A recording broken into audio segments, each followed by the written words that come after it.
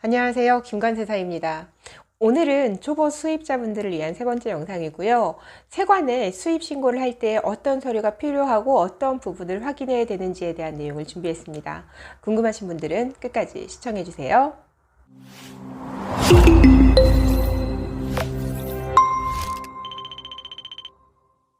네, 오늘은 수입 초보자분들을 위해서 수입 절차를 알려드리는 세 번째 시간이고요. 기본 수입 서류들로 어떤 거를 좀 수령하셔야 되는지 이런 부분을 말씀을 드리려고 해요. 지난 영상에서는 이제 머그컵을 수입을 할 때에 식약처 신고를 위해서 어떤 서류를 받아야 되는지에 대해서 말씀을 드렸었고, 한글 표시 사항에 대해서도 말씀을 좀 드렸거든요.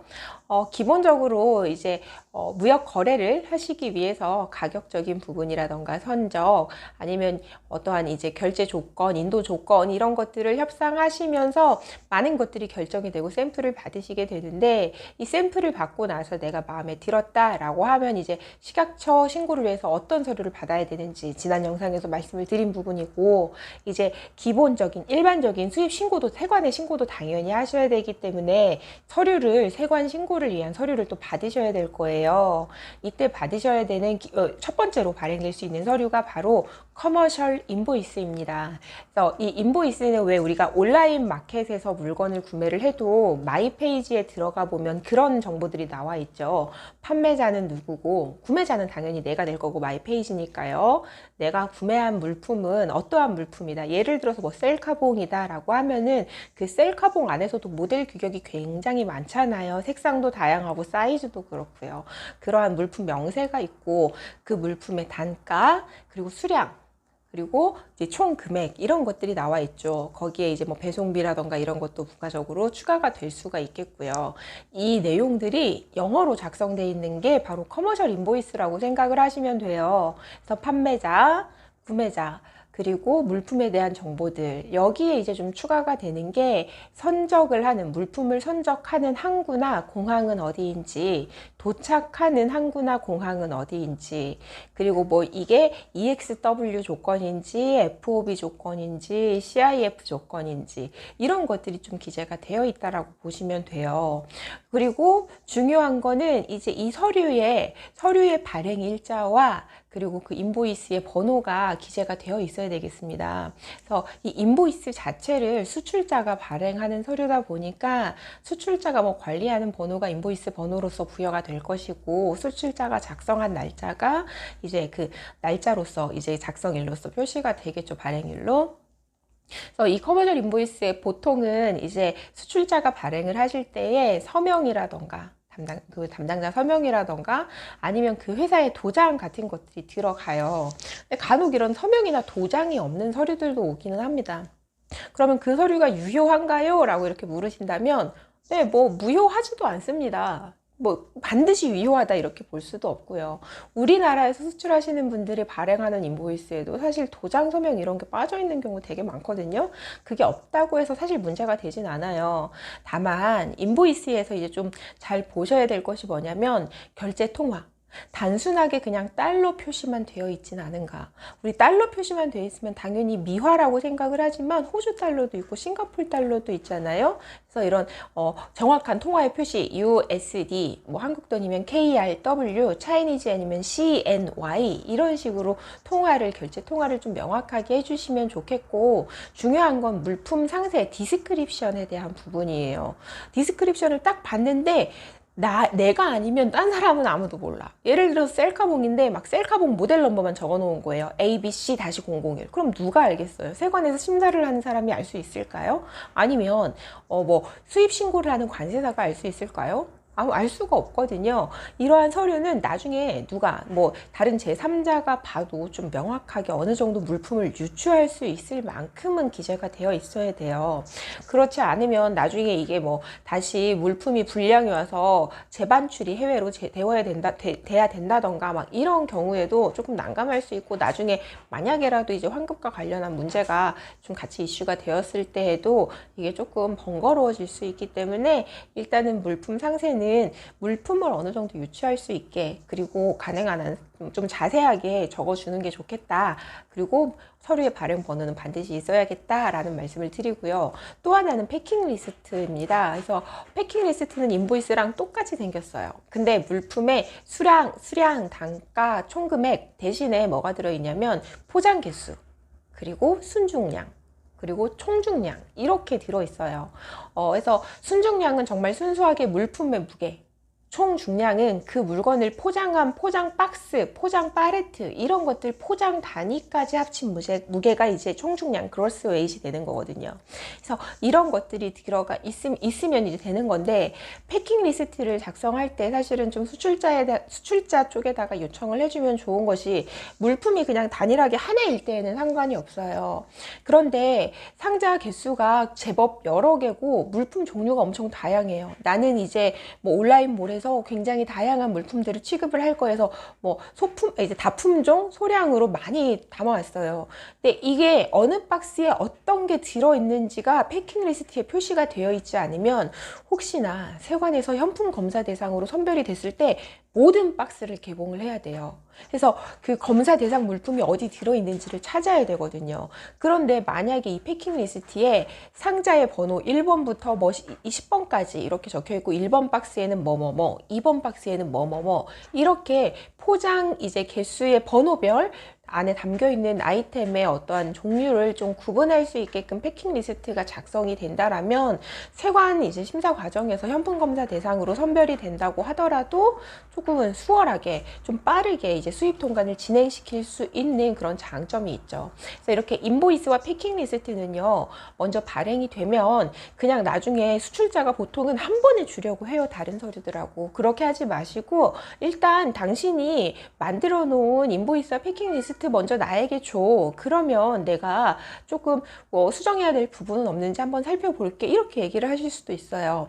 그래서 인보이스에 간혹 우리나라에서는 우리나라 규정에는 맞지 않는 HS 코드가 적혀져 있는 경우들도 있고요. 뭐 금액이라던가 이런 표시가 좀 잘못되어 있는 부분도 있어요. 그러니까 뭐 예를 들자면 수량과 단가를 곱하면 금액이 나오는데, 수량과 단가를 곱한 금액이 총금액하고 달라요. 막 이런 경우도 있고, 또는 이제 무상으로 이제 샘플로 공짜로 주는 물건들이 이렇게 막 섞여 있잖아요. 그럼 그 금액들을, 그 무상 물품들은 다 0원이라고 적어놔요. 그러니까 이게 영원이라고 빵원이라고 돼 있는 게 틀린 게 아니라, 무상으로 받는 물품들도 세금을 내야 되거든요. 이건 우리나라뿐만 아니라 WTO 가입 국가가 다 똑같아요. 근데 거기 만약 빵원이라고 적혀 있으면 그 물품의 실제 거래 가격, 혹은 그 물품의 실제 이제 시장에서 유통되고 있는 가격을 기준으로 세금을 내야 되는 거고, 그 가격을 입증하기 위한 서류가 또 필요해요. 결국엔 인보이스를 고치거나 수정하거나 아니면 어떤 보완을 하거나 해야 된다는 얘기거든요. 그래서 이러한 부분들을 사전에 좀 확인을 해볼 수 있게끔 인보이스하고 패킹 리스트가 제일 먼저 발행이 되니 이거를 먼저 받아서 검토를 해보시면 좋겠다라고 말씀을 드리는 거고요. 자, 인보이스하고 패킹을 받으셨으면 이제 물품이 배에 실리기 위해서 어떠한 부킹을 했을 때, 그리고 운송인이 수출자 공장이나 창고 측에서 물건을 픽업했을 때에 체크 BL이 나와요. 이 체크 BL이라는 거는 말 그대로 체크해봐 주세요 라는 거거든요. BL 우린 이렇게 발행할 건데 이 정도면 괜찮겠어? 라는 뜻이에요. 그래서 그 체크 BL을 받았을 때에도 패킹 리스트와 비교해 봤을 때 중량이라던가 아니면 포장 개수와 다른 점은 없는지, 물품의 디스크립션이 좀 이상하게 적혀 있진 않은지, 아니면 다른 국가를 경유해서 오거나 환적되어서 오는데 그러한 내용들은 제대로 적혀 있는지, 특히나 FTA를 적용하는 경우라면 경유지나 환적지가 기재가 되는 것은 굉장히 중요한 문제가 될 수 있거든요. 그래서 이런 부분들 체크 BL이 나왔을 때에 사전에 먼저 검토를 해보고, 내가 오케이 우리나라에서 수입 통관하는데 문제 없겠어, 수입 통관하는 때에도 문제가 없고 차후에도 문제가 없겠어 라고 내가 확인을 해준 다음에 BL이 발행되도록 해주시는 게 상당히 중요하겠습니다. 그래서 이렇게 BL 인보이스 패킹 리스트까지 말씀을 드렸고, 물품이 선적이 되잖아요, 수출국 쪽에서. 그럼 그 이후에 보통 원산지 증명서 신청을 해서 발급이 돼요.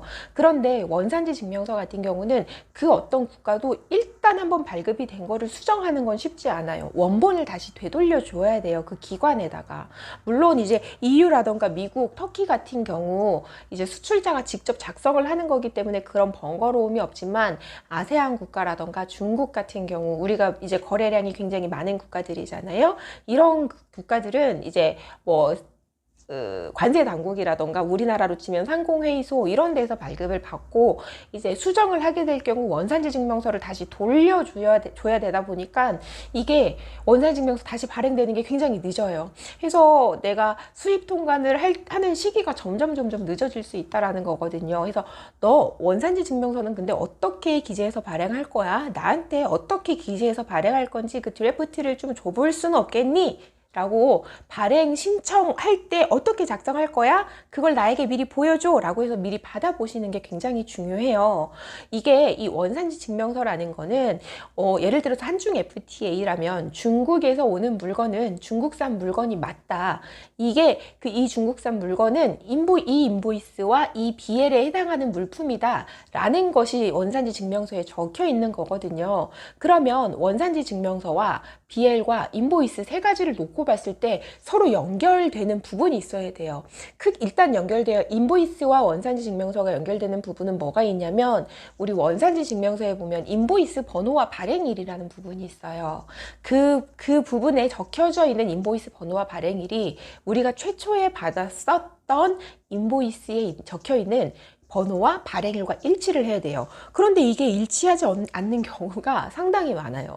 그리고 BL과 이제 일치해야 되는 부분은 선명, 항차, 그리고 이제 출항일, 그리고 이제 선적항, 목적항 이런 것들이 이제 일치를 해야 되는데, 만약에 이게 일치하지 않는다라고 하는 경우는 좀 수정을 요청을 해야 되는 부분이죠. 사실 실무적으로 BL이 발행되고 나서 출항을 원래는 5월 12일에 하기로 했는데 태풍이 와서 아니면 그날 어떠한 이제 항구에 어떤 사고가 있어서 출항을 그날 못하는 경우도 있어요. 그럼 하루 딜레이가 되기도 하고, 이럴 경우에는 서류에 하루 이틀 정도 BL과 원산지 증명서에 하루 이틀 정도의 어떠한 그 차이가 있을 수는 있지만, 이 정도는 사실 차이가 있어도 커버가 되지만 누구나 이해를 하지만, 그 외의 사항들의 어떠한 차이가 있다라고 한다면 이거는 추후에라도 문제가 될 수 있는 부분이 있기 때문에 원산지 증명서도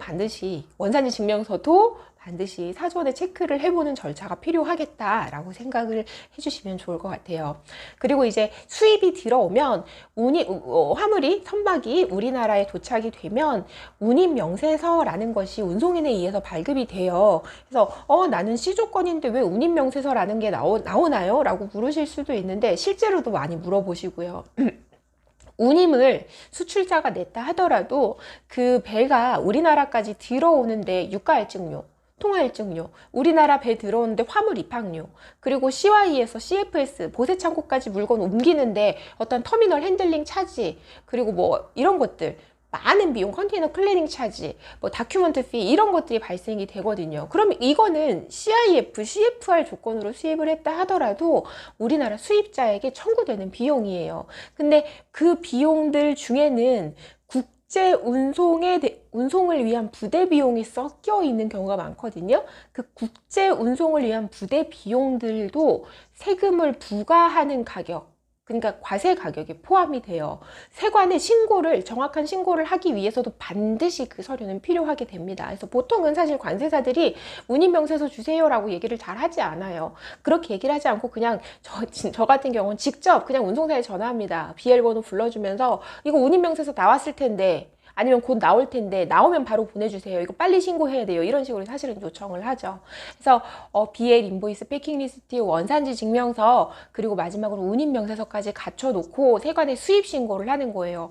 그래서 일반적으로는 수입 신고를 한다, 수입 신고서를 이제 세관에 제출한다라고 알고 계시지만, 정말로는 수입 신고서 더하기 우리 세금은 이렇게 물건 가격은 이만큼이고 세율은 이렇게 되고 원산지 증명서가 있으니까 우리는 세율을 0%를 적용할 거예요. 그렇기 때문에 우리가 내야 될 세금은 얼마예요? 라고 자진적으로 세금에 대한 신고를 하고 있거든요. 그 세금에 대한 신고를 하기 위한 서류로서 가격신고서라는 것이 또 있어요. 사실은 수입신고서 외에. 그리고 FTA 적용을 하기 위해서는 원래 8%였던 물건이 0%로 이제 적용이 될 수 있어요. 보세요. 원산지 증명서 있어요. 라고 하면서 전 0% 세율 적용을 신청하겠습니다. 라고 하는 협정관세 적용 신청서가 또 있어요. 그래서 사실은 세관에 수입신고를 할 때에는 수입신고서 더하기, 가격신고서 더하기, 협정관세 적용 신청서 이렇게 전송을 하는 거예요. 세관이 이제 시스템에다가. 그래서 이렇게 신고를 하고 세관에서 심사를 거친 후에 보통은 통상의 경우, 많은 경우는 세금 납부를 하고 이제 물건을 반출을 하게 되는 거죠. 그래서 이게 지금 전체적인 우리가 일반적인 수입 신고를 하는데 좀 필요한 서류들과 아주 간략한 절차를 말씀을 드린 거고요. 다음번 영상에서는 그런 내용을 좀 말씀을 드려볼까 해요. 왜 이런 얘기 제가 정말 많이 듣거든요. 관세아님, 오늘 오전에 배가 들어왔는데 그럼 저는 오후에 화물을 받을 수 있나요? 라는 질문들을 정말 많이 하세요. 그게 어려운 이유, 왜 안 되는지, 수입 화물이 우리나라에 입항하면서부터 어떤 절차를 거치는지에 대해서 다음 영상에서는 말씀을 드려보도록 하겠습니다. 오늘도 이 영상이 도움이 되셨다면 좋아요와 구독 부탁드릴게요. 감사합니다.